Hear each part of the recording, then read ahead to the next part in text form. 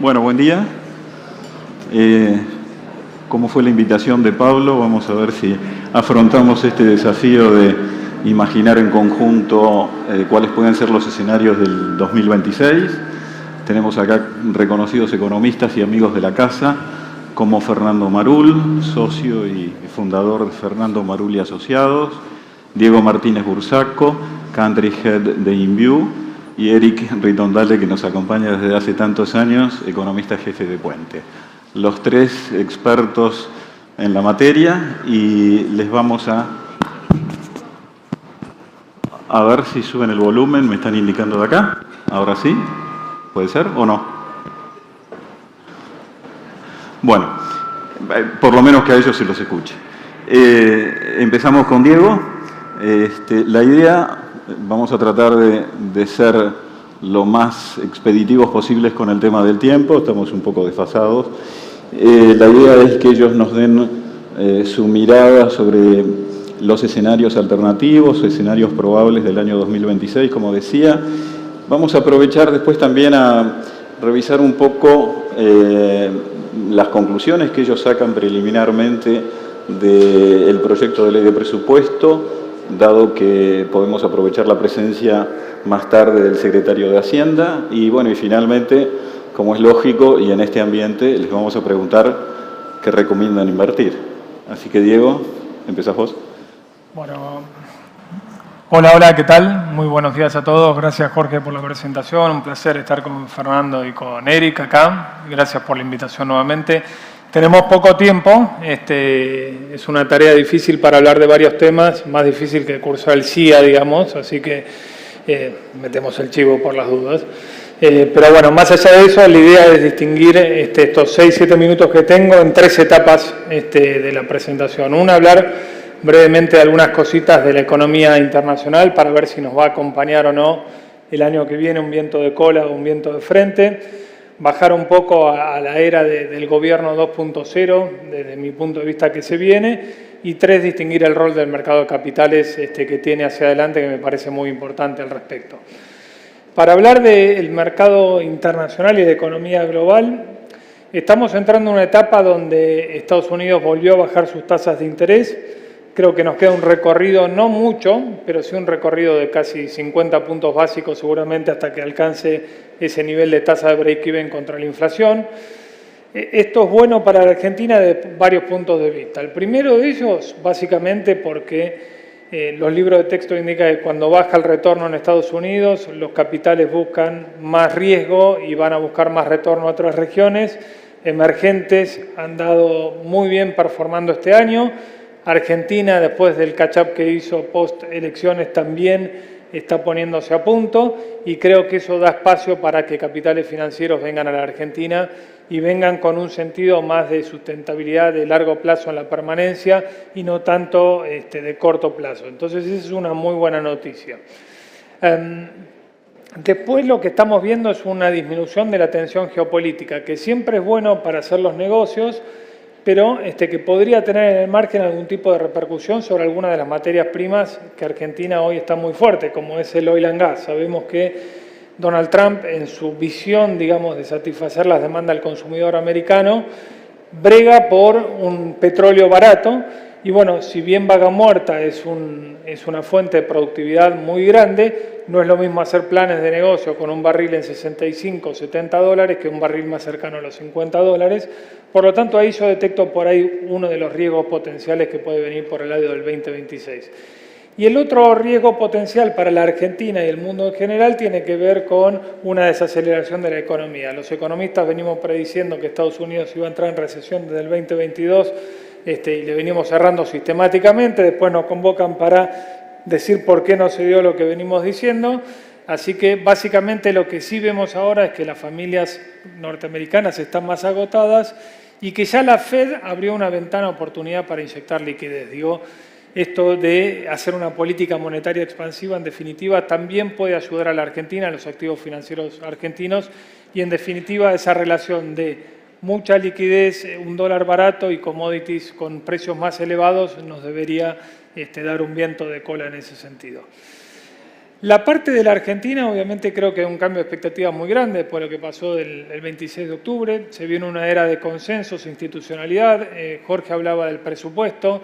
Creo que en ese sentido el carácter de mayor institucionalidad es una condición necesaria para que Argentina pueda entrar en un círculo virtuoso. Creo que el gobierno entiende eso, se ha mostrado mucho más pragmático, no solamente desde el punto de vista de lo que se dice discursivamente, sino de los hechos. Y creo que en ese sentido va a ser clave el periodo de estas sesiones extraordinarias del Congreso en diciembre, digamos, ¿no? Para liberar un poco el destino de lo que es la proyección macro del 2026. Si Argentina logra consenso, logra avanzar así, seguramente vamos a dejar de pedirle al dólar la competitividad que le venimos pidiendo los 25 últimos 30 años y empezamos a traccionar con medidas más de largo plazo y con las reformas estructurales como el complemento ideal para eso. Creo que en ese sentido también sería un espaldarazo para muchos de los sectores que estuvieron underperformando durante estos 2 años de la era Milei, ¿no? El sector de la actividad manufacturera, el sector de la construcción, el sector del comercio minorista. Creo que hay mucho espacio para ganar y sumarse a la ola del dinamismo que ya tienen sectores claves como oil and gas, las expectativas de la minería, el campo, lógicamente.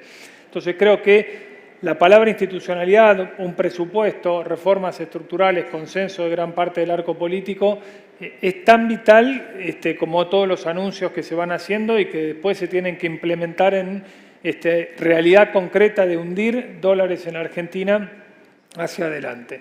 Y después la tercera parte de la presentación, el rol del mercado de capitales. Aquellos que trabajamos en esto hace más de 25 o 30 años, 30 no tantos, yo soy un poquito menor, pero 25 casi por ahí, diría, bueno, todos esperamos que justamente el mercado de capitales sea la institución por naturaleza que canalice ahorro e inversión, digamos, ¿no?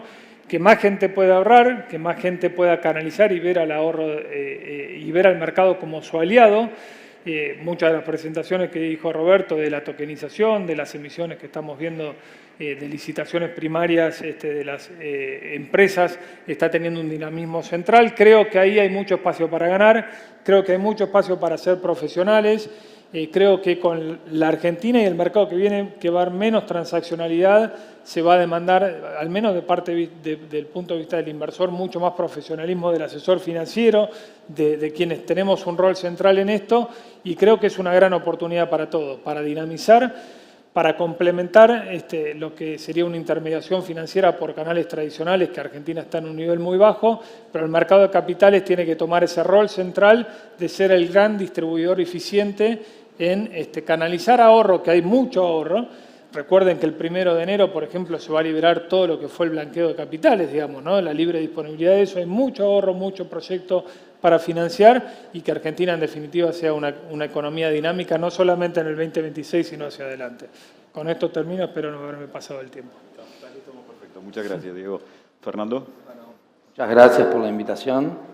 Ahí estamos. Bueno, yo voy a charlar un poquito de la macro 2026. Primero los números. Después de lo que vivimos en Argentina, los últimos 4 meses fueron muy duros en términos de todas las 4 variables: actividad, dólar, tasas de interés e inflación, por un poco mucho riesgo político.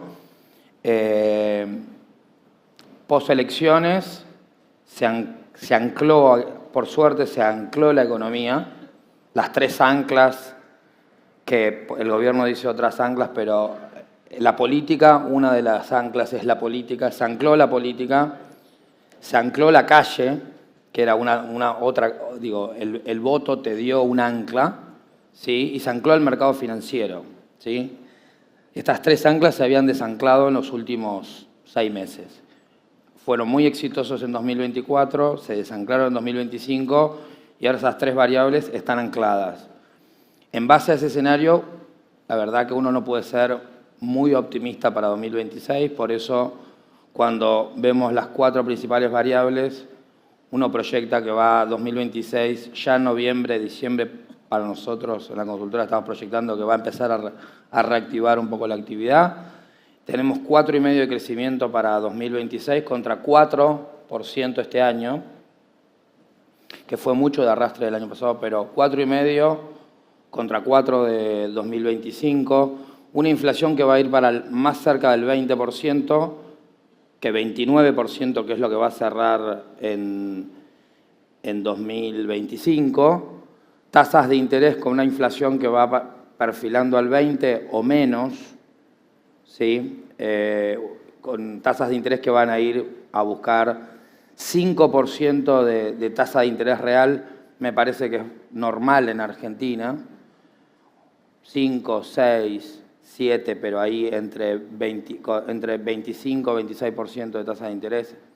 Eso es un escenario bastante bueno. La cuarta variable, que es la pregunta, es el dólar.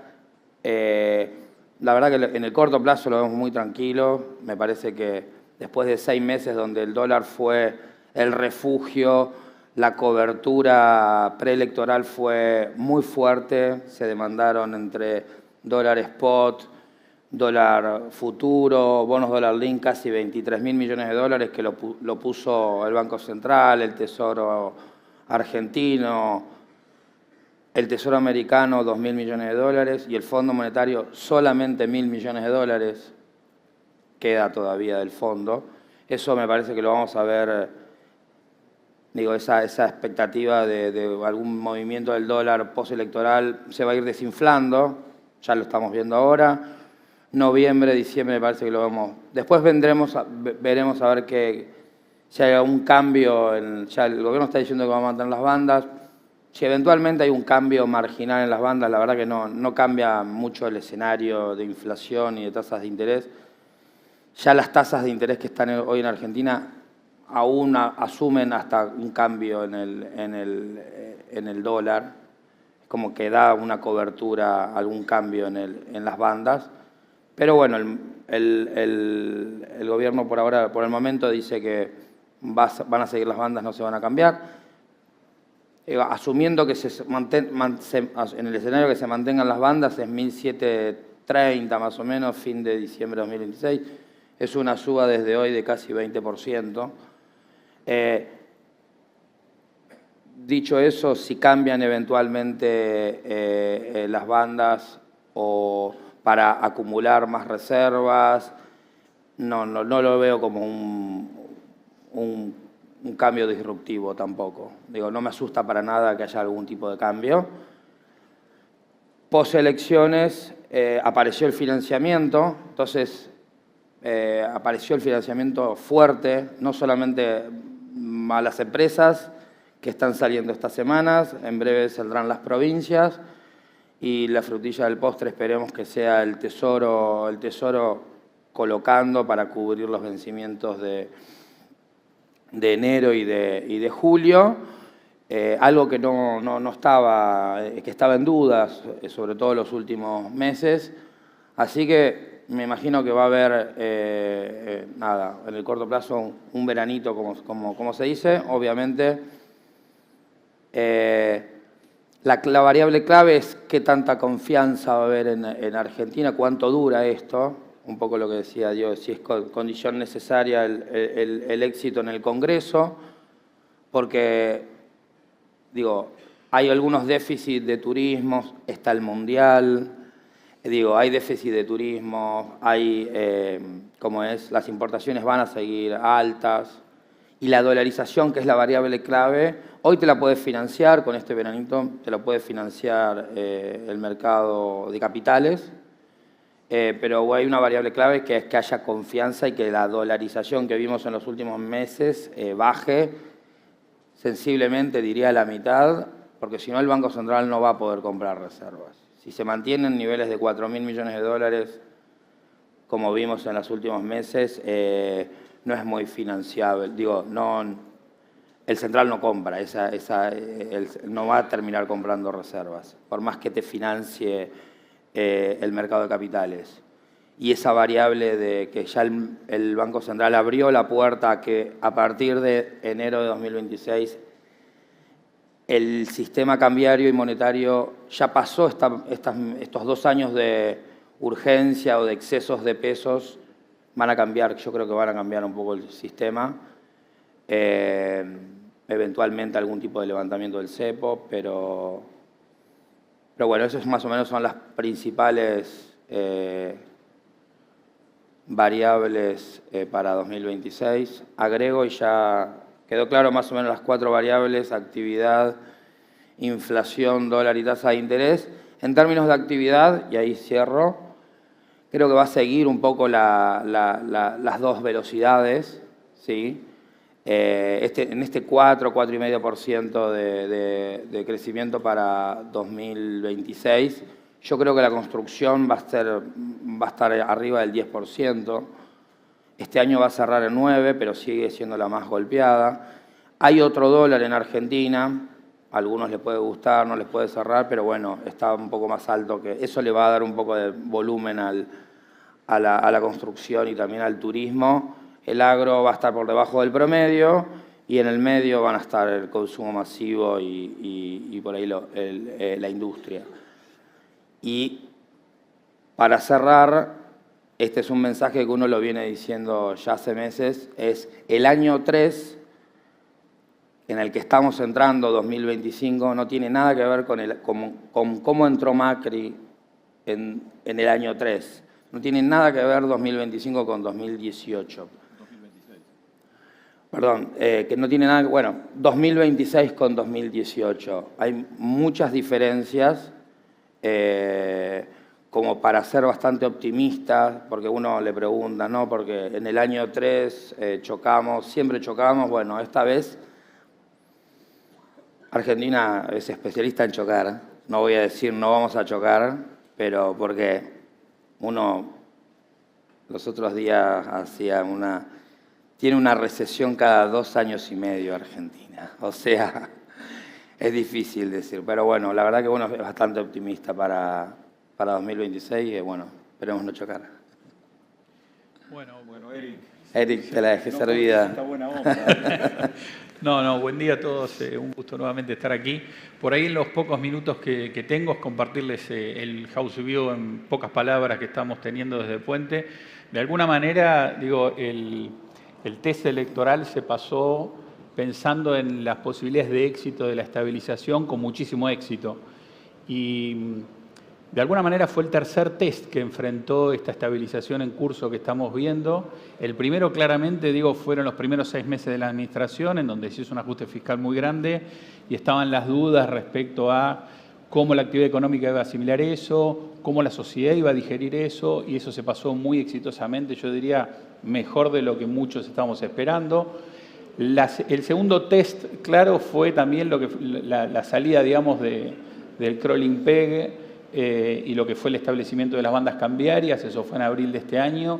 También había dudas, hubo dolarización preventiva antes de ese evento y también fue un test que se pasó con mucho éxito. Y el tercero era claramente, y en donde a partir de ahora la estabilización me parece gana mucha sustentabilidad también por el lado político, con una renovación del mandato de reformas y además con el apoyo, uno diría ahora, incondicional del Tesoro americano, porque estaban las dudas antes de la elección, qué pasaba si el resultado electoral no era tan bueno. Claramente esto también es algo inédito para entender y para seguir un poco con la buena onda, como mencionaban. Me parece que para terminar de consolidar ese escenario que mencionaba Fernando, creo que es importante ver avances en los próximos meses en 3 frentes. Uno es el legislativo, con la discusión del presupuesto ahora a partir de diciembre, seguramente, con la nueva composición del Congreso y el avance de las reformas que están ahí en el pipeline. Después, ¿cuál va a ser la estrategia para abordar el perfil de vencimientos de bonos en dólares en los próximos años? Y la tercera, si se quiere, son esos ajustes y recalibraciones o actualizaciones al régimen cambiario y monetario. Me parece que avances en estos 3 frentes es muy importante para consolidar para consolidar condiciones que generen una expansión de la actividad económica fuerte a partir de los próximos meses, que es un poco el baseline que tenemos. Ahora, ¿cómo estamos pensando un poco nosotros desde Puente la secuencia de los próximos meses, de la forma que se va a ir abordando estos 3 puntos, en donde esperamos hitos importantes en cada uno de ellos? Se habla mucho del market access. Hoy los bonos cortos están rindiendo, soberanos por supuesto, cerca de 8%, y está la posibilidad cerca de poder hacer una emisión en el mercado internacional. Se podría también testear el mercado local con una emisión en dólares ley local. Ahora, también hay una tercera posibilidad para abordar uno de los temas que yo les mencionaba antes y que nosotros lo estamos viendo como algo posible para las próximas semanas, en donde se esperan anuncios en esta línea, y es un instrumento similar al que utilizó Colombia este año, que se llama Total Return Swap, que instrumentó con bancos internacionales, en donde esencialmente Colombia accedió a liquidez por 9.000 millones de dólares. Con esa liquidez es una compra de bonos en el mercado secundario. Mejoró obviamente esto las condiciones de acceso al mercado de Colombia, los spreads comprimieron, en el caso de Colombia casi 200 puntos básicos, y luego avanzó con una emisión de bonos y con esos fondos canceló el swap. Entonces, de alguna manera, este instrumento le permitió acceder al mercado internacional en mejores condiciones, y creo que es una posibilidad que nosotros estamos viendo, máxime cuando trasciende la posibilidad de que Argentina avance en las próximas semanas con una posibilidad de recompra de bonos en el 29 y el 30, que son los que vencen en los próximos años. Así que esto lo vemos como una posibilidad en las próximas semanas o meses, en función, y mirando un poco también lo que pasó con el caso de Colombia. Luego, en paralelo, esperamos que se avance con la gestión en el Congreso y con las reformas y el presupuesto. A partir de enero, febrero, fin de enero, viene la segunda revisión del acuerdo con el fondo, y ahí es donde esperamos esta actualización al régimen. Nosotros no estamos previendo cambio en las bandas y una eliminación, más bien eso que se sostenga, pero sí, por ejemplo, la eliminación de algunas restricciones de acceso al mercado para los corporativos, lo que se llama la restricción cruzada, y por ahí una redefinición más clara de los instrumentos de política monetaria y de los objetivos del Banco Central. Todo esto lo estamos esperando en el marco de la segunda revisión del acuerdo con el fondo, que vendría en enero o febrero. Luego, a partir de marzo, abril, es un poco donde vemos que es probable o posible que el Banco Central comience a comprar reservas, acumulando mediante compras no esterilizadas, que es algo que también ya trasciende en las presentaciones que hace el equipo económico. Y por último, recién una vez secuenciado estos eventos que obviamente van a generar mejores condiciones, compresión de spreads en la curva soberana y en el resto de las curvas, y baja de tasas reales, ir más cerca de los niveles de tasa que mencionaba Fernando, de tasas reales.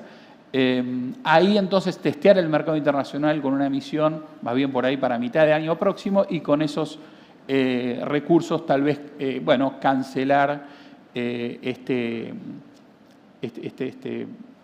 préstamo o este acceso de liquidez que les estaba mencionando antes para hacer la recompra de bonos cortos que les mencionaba. Así que, de alguna manera, obviamente hay variaciones posibles sobre este sendero que les planteo, distintas posibilidades, pero eso es un poco la forma en que estamos esperando que se desenvuelvan los eventos en los próximos meses, y que al final, todo esto permita habilitar un relajamiento del pivote de política económica que hasta ahora ha sido contractivo, en parte porque las condiciones de mercado generaron una retracción de la demanda de pesos y una retracción de la demanda de activos en pesos, y entonces la política monetaria en general fue bastante restrictiva hasta antes de la elección, pero creemos que va a ser la que marque la diferencia el año próximo y que sea la que le dé impulso a la actividad económica, también generando una recuperación del crédito y que ese sea, si se quiere, realmente el cambio y el pivote de la política económica pensando en el 2026. En un contexto en donde el resto por ahí del set de política económica, la política fiscal, la cambiaria y la de ingresos no tengan variaciones muy grandes, creemos que la monetaria va a ser la que va a realmente impulsar la actividad en el año 2026. Así que bueno, eso es un poco lo que les quería comentar y compartir. Para completar, no se escucha, ¿no? ¿Se escucha ahí ahora? Ahora sí. Para completar los números que planteaba como hipótesis Fernando, y teniendo en cuenta la referencia de la ley, del proyecto de ley de presupuesto, Fernando nos hablaba de una expectativa de crecimiento del orden del 4,5% para el 2026. Esto es 4,5%, creo que es el que está previsto justamente en el proyecto de ley de presupuesto. Fernando nos adelantaba que en su estimación la tasa de inflación puede estar en alrededor del 20%, la tasa de interés 5, 6, 7 puntos por encima de la tasa de inflación, y un tipo de cambio que estaría en 1.700 y pico de pesos más o menos hacia el fin del periodo. ¿Cuáles son estas variables para ustedes? ¿Cómo se moverían estas variables? ¿Qué estimación tienen ustedes para estas variables para el 2026? Son muy similares a las que mencionaba Fernando. De alguna manera lo que estamos esperando es que se desenvuelvan los eventos en esta línea, pero también, digo, el escenario de tipo de cambio está en línea, incluso hasta creo que podemos ir en tanto en cuanto los eventos se desarrollan en esa dirección, hasta un peso algo más fuerte que tenemos actualmente pensando en los próximos meses. Y sí, creo que la actividad económica va a estar en una condición inmejorable para expandirse, pensando además que lo que es, digamos, lo que hasta ahora de alguna manera limitó el crecimiento, sobre todo este año, que fue el nivel de tasas reales, en parte un poco exacerbada la situación por el riesgo electoral y por niveles muy altos que impedían el crecimiento del crédito. Bueno, esto ahora se ha destrabado, y si uno mira por delante cómo quedaría el perfil de vencimientos, realmente vamos hacia un colapso del riesgo soberano, porque digo, no hay ningún tipo de riesgo por delante cuando uno lo mira en términos de el riesgo de crédito, ¿no? Como naturalmente uno lo entiende. Con lo cual eso la verdad que genera como una especie de autopista para que la economía y la actividad se expanda, y el crédito sobre todo fluya al sector privado desde niveles que son bajísimos, y entonces ahí el potencial para crecer es muy grande. Lo mismo digo cuando uno mira inversión extranjera directa. Argentina ha tenido muy poca inversión en los últimos años, el stock de capital es bajísimo, partimos de niveles incluso hasta negativos que tuvimos el año que viene, el año pasado. Entonces digo, por delante ahí el espacio de crecimiento es enorme, y uno mira un montón de situaciones y de puntos y se ve una historia parecida. Entonces me parece que están las condiciones para crecer. Te siguen gustando los bonos, por lo que veo. Sí, hay un poco, creemos que hay espacio para extender riesgo de duration, ir un poco más a la parte más larga en todas las curvas, porque creemos que ese va a ser el play en este contexto. Diego.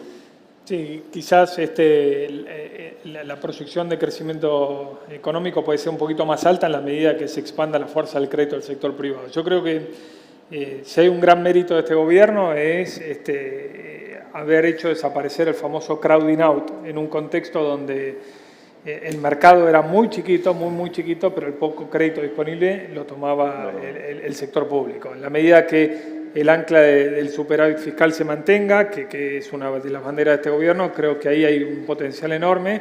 La secuencia ya la estuvimos viendo estas 2 semanas, bajaron en el mercado de capitales muy fuertemente las tasas de interés. Se empieza a reactivar todo lo que es instrumento de financiamiento a pymes. Creo que el siguiente paso va a ser que el Banco Central empiece a relajar los encajes a los bancos para seguir liberando liquidez, y eso de a poco va a ir reactivando. Y también en la medida que se gane un escenario de mayor confianza y demanda de pesos, seguramente esta dolarización de la que hablaba Fernando antes de las elecciones va a comenzar a revertirse.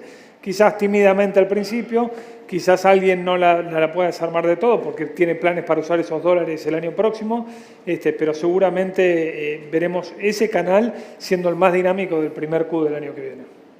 A propósito de este punto, hay una pregunta que acá recibo que dice: ¿qué escenario del mercado que pueda pasar cuando se retiren los dólares de la gente que blanqueó? ¿Puede haber una toma de ganancias importante? A ver, esas cuentas que digamos, quedaron invertidas mucho tiempo para evitar esta penalidad del 5%, tuvieron una volatilidad tremenda. Habían empezado muy bien, cayeron y ahora se revalorizaron mucho. Creo que en la medida de que haya instrumentos atractivos de retención de ese flujo, no creo que se vaya. ¿Por qué?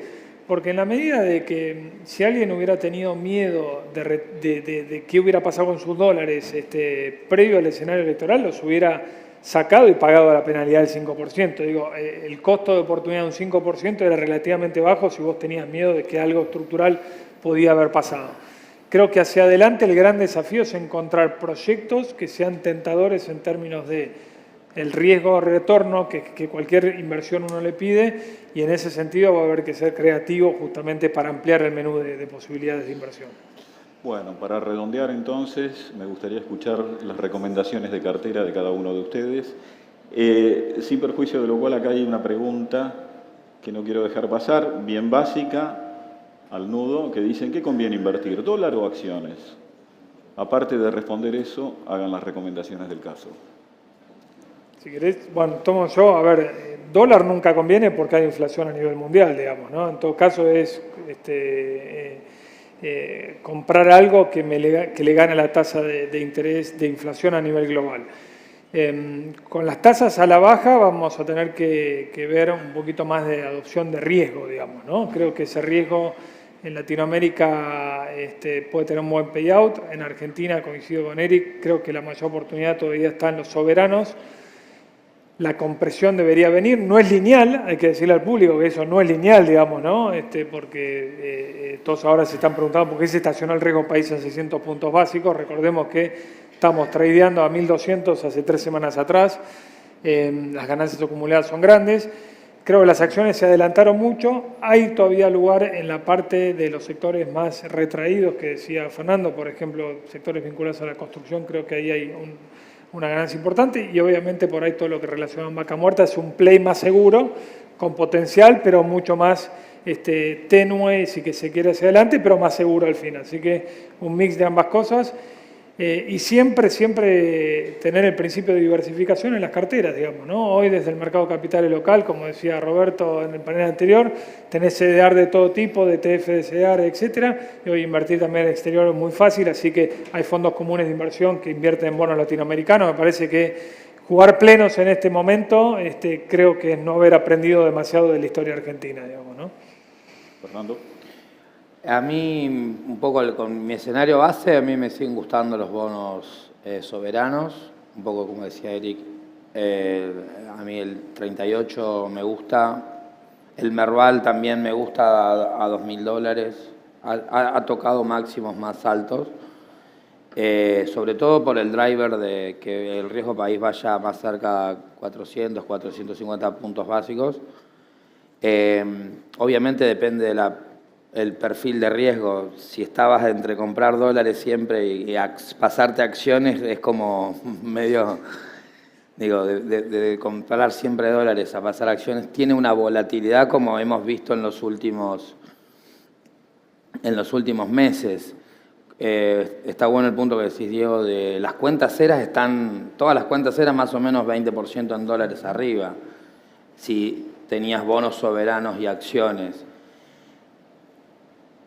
Digo, blanqueaste, ganaste, no sé si a una cuenta cera le dirías comprate bonos soberanos, por ahí aprovechá que los bonos corporativos están saliendo al 8%, bajaría un poco porque ya es como que seguís con riesgo argentino, para decirlo de alguna manera, pero en concreto soberanos bien, acciones me parece que están para seguir subiendo, post toma de ganancias, ya si si descomprime un poquito ahora después de la fuerte suba que hubo. Y pesos, a mí, con este escenario que daba de el dólar con cambio de banda o sin cambio de banda, no lo veo en el corto plazo, no lo veo que vaya para ningún lado, así que me parece que tasas o bonos SAR me gustan. O sea, es una lectura bastante optimista para el corto plazo, o sea, sin cisnes negros, hubo un cisne blanco, así un cisne, por lo menos en el corto plazo. Eric, cerrás vos. Sí, creo que es ir bien largo como apuesta más agresiva, si uno quiere, en la curva de bonos en dólares, si uno quiere todavía ser más agresivo, pero obviamente no pensando en un manejo de corto plazo de tesorería o de liquidez, sino más en una postura de inversión más larga, todo lo que sea la parte larga de la curva de pesos, sobre todo ahí está el Bonte 2030, como por ahí el instrumento en pesos más agresivo para jugar una estrategia virtuosa y sobre todo con una mirada constructiva del peso en los próximos años. y el equity, si se quiere. Ese sería el setup más agresivo. Y después, si no, algo mucho más defensivo, ir a la curva de créditos corporativos y provinciales de muy buena calidad, que son bonos en dólares. Y en la parte corta de pesos,